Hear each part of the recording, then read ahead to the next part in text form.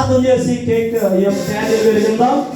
మన మధ్యలో ఉన్న కరుణ కుమార్ గారు వచ్చి ప్రార్థన చేయాలని వారిని ఆహ్వానిస్తున్నాం. కరుణ కుమార్ గారు ప్రార్థన చేస్తారు.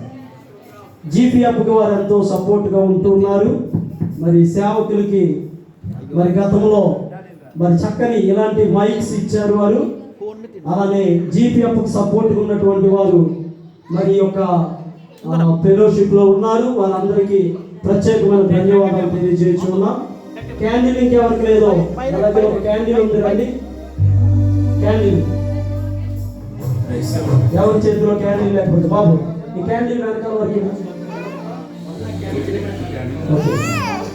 మహాపరిశుద్ధుడైన తండ్రి, నీ అద్భుతమైన నామం బట్టి వందనాలు నాయనా.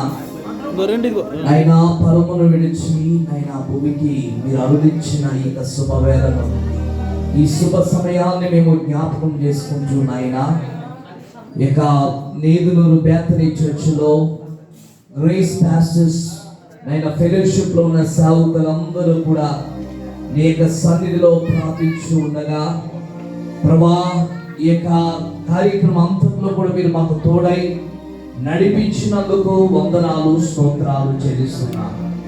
ఇదిగో ప్రభా తండ్రి, ఈ సమయమందు ఇక కేకును మేము కట్ చేయించి ఉండగా నైనా కేకు ఏ విధంగా మధురముగా ఉంటుందో మేము కూడా అనేకులకు నైనా ప్రయోజనకరమైన ప్రార్థనగా, అనేకులకు ఉపయోగపడే వారిగా, అనేకులకు నైనా నీ యొక్క ప్రేమను చూపించే వారిగా నైనా మా అందరినీ మీరు మార్చమని నీ సన్నిధిలో ప్రార్థిస్తున్నా.